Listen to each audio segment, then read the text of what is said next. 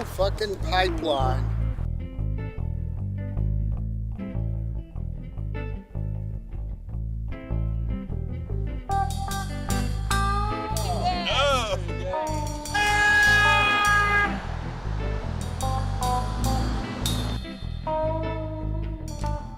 Virginia used to be for lovers, now it's for gas transmission pipeline operators. Save our water. Save our land! Save our homes! Save our water! It's massive. A 30-inch pipeline blew up in San Bruno, California, and burnt down 38 houses and killed a dozen people. The Mountain Valley Pipeline is having an open house this evening, and we knew it was important to get the message out to the public, and we wanted them to know that we have an opposition movement. A broad spectrum of groups against the Mountain Valley Pipeline have forged ties and expanded to a cross-sector collaboration comprised of private landowners, environmentalists, farmers, educators, scientists, conservancies, and business leaders. Everyone seems to agree that Virginians cannot afford the risks associated with interstate gas pipelines and fracking.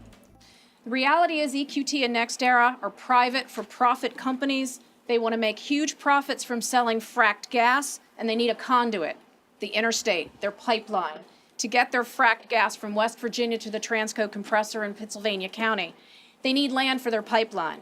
They want to take it from people living along the route of the pipeline via eminent domain. It's wrong, and it won't benefit any of us. The FTI report that was referred to that was commissioned by EQT shows all these economic benefits for Virginia. They're lies. They're not there. EQT and NextEra don't care about us. They don't care about our water. They don't care about our habitat. They don't care about our lives. They want to get their gas to market and make $8 million a day on that gas. We wouldn't be here tonight if EQT and NextEra weren't forced by FERC to host this open house. They're here to try to convince people, to intimidate people, to cajole people, to do whatever they can to get us to drink their Kool-Aid and welcome them to the Roanoke Valley, the New River Valley, and all of Southwest Virginia. We're not going to let it happen. The further development of natural gas resources in the Appalachians and the Southeast would be an environmental and public health disaster of epic proportions. We can't allow continued use of fossil fuels because we are in an atmospheric crisis right now. Our environment is on the verge of a mass extinction event, which came out this past summer. Of course, they have a surplus. Up there are over 11,000 fracking wells. Of course, they need a 42-inch pipeline. It's a familiar story. It's going to take everything we've got to stop them, and I'm convinced we can. Do your best. One of the next steps that we're taking is a goal to have our Community Bill of Rights, and we're doing that with the help of the Community Environmental Legal Defense Fund and the Blue Ridge Environmental Defense League. We have fought for against uranium mining for the last 7 years to keep the ban, and we more or less are winning that application and that war. We have fought fracking in our small county for 5 years. We kept them out. Grassroots, we've done it. My commitment is to travel the course of this pipeline. We have 4 groups now in Monroe. Preserve Monroe, West Virginia is what we're umbrella-ing under so that we can do this. We can get all through West Virginia, we can get all through Virginia, and we can get people out and talking, because in West Virginia, they're not. And if they're in the upper portions of our state, they're burned, they're incinerated, they're sick. These kids are sick from fracking. Their noses bleed all the time. It is unconscionable. In our county, we've got preserved waterways. We've got sink planes that are seen from space. They're massive. We've got 3 fault lines. We've got the Appalachian Trail. We've got all sorts of public lands, beautiful lands. We cannot let this happen. We will not let this happen. And we just have to come out and hit the streets and make sure that EQT, NextEra, Dominion, Atlantic Coast, all of these pipelines get real and realize we want none of this. Mothers Against Pipelines wants our children to have real job opportunities. We want Virginia's economy to grow in a healthy way that is sustainable. It is unacceptable to allow a private industry to plow through our state, harming people's private properties and subjecting us to a literal boom and bust economy. We can do better. Our children deserve better. And we too reject the FTI economic report that was recently released by EQT NextEra. And as their disclaimer says at the beginning of it, if you read it, their disclaimer says the information contained herein has been prepared based upon financial and other data provided to FTI from the management and staff of EQT Corporation and from public sources. There is no assurance by anyone that this information is accurate or complete. We don't buy it. Give me a break. I mean, you know, if the fox comes up to you and says, hey, I'm guarding the hen house here, you gonna believe the fox? Preserve Franklin strongly rejects the FTI economic analysis that EQT commissioned, bought, and paid for. Anyone who's interested and believes any of that, we have some wonderful beachfront property on Cahays Mountain. Of course, if cooler heads don't prevail, it could have a pipeline running right over it. Come all ye Southwest Virginians and listen unto me. Don't waste your fond affections on the power company. I bet you they have a nice big sinkhole. Let me see what I can get going here for you. I can see that because we own a curve. We own a 6 acre. I think it is a safe form of natural gas extraction.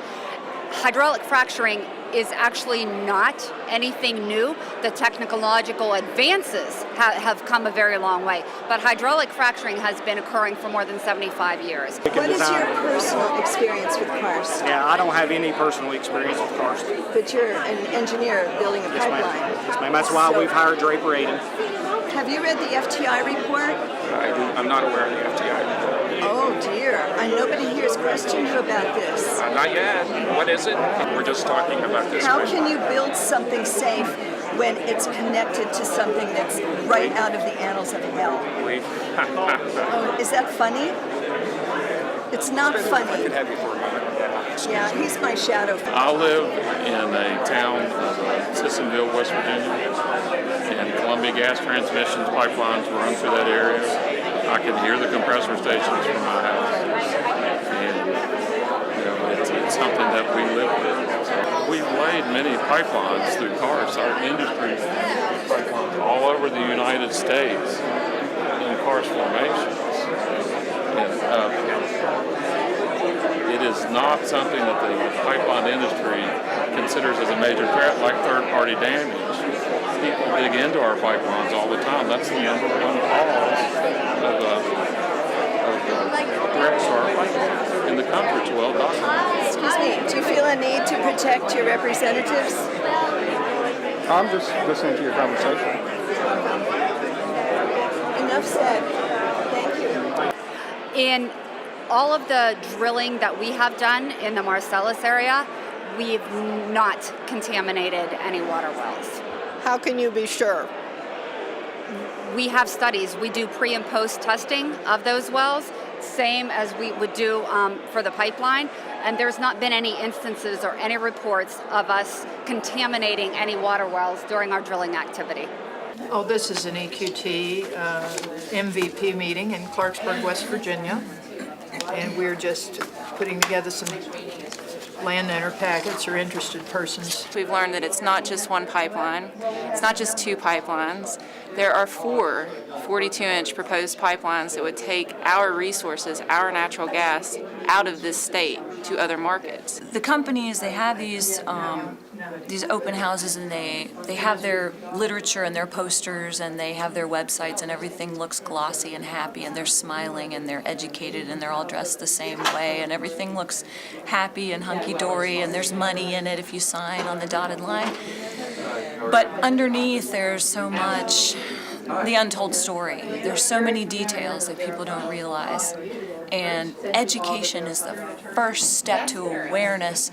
Does anyone talk to you about storage fields?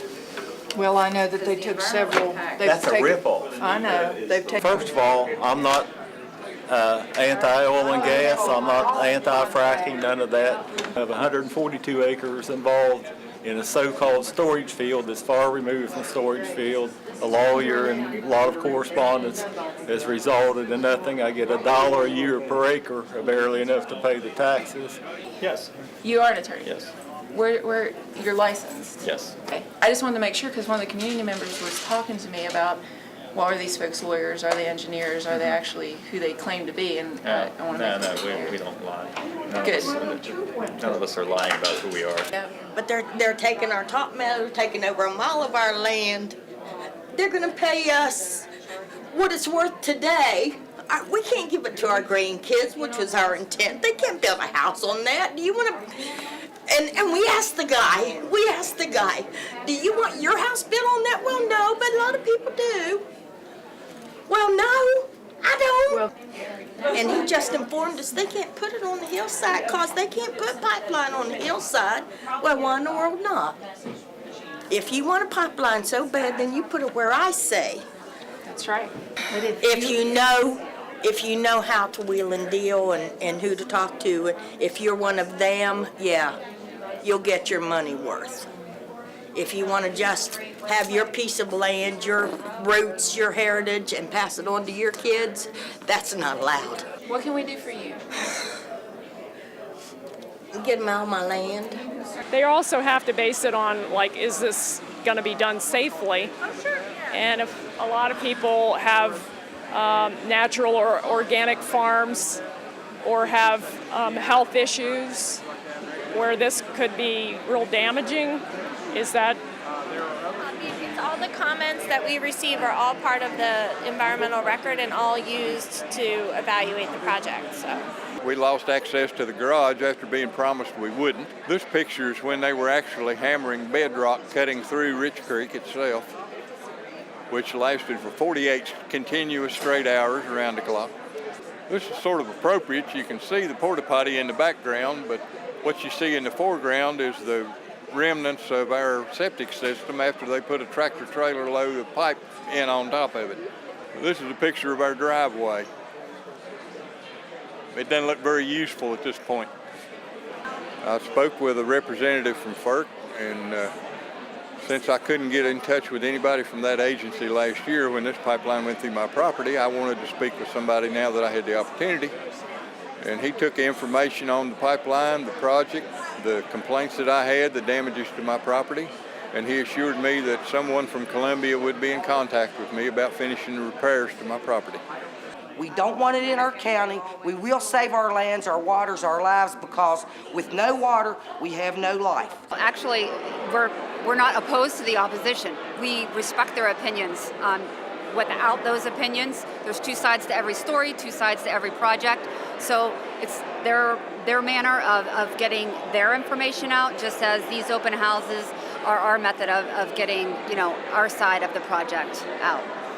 It's really scary to think that a for-profit company can come in and just take what you have and use it for profit, and that the government can collude with them and say, sure, go ahead, and that we as individuals don't have those property rights that we really kind of believe that we were guaranteed and have fought so long and hard to preserve. And wars have been fought for the American way, and we're losing that. Attendees gathered for a prayer of compassion directed to MVP. The leaflet distributed just prior asked they see this pipeline proposal in light of the harmful effects played upon the people and environment, and to open their hearts to do the right thing. May you be free from suffering and the process of suffering. May you be happy. May you be safe and protected. May you truly experience compassion. Got a couple hands up, don't shoot. Hands up, don't shoot. Hands up, don't shoot.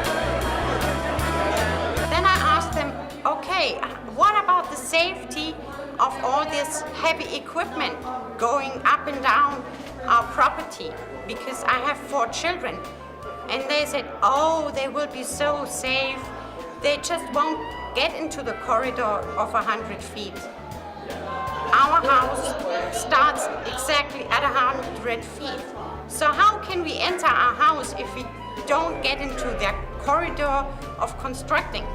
Do I fly my kids back in? I have no idea how we should survive up there and how they would save our land. I have really no idea what we can do to fight it, but we will fight until the end. We won't give up. They can't build it up there. They won't destroy our dream house and our dream land. They won't.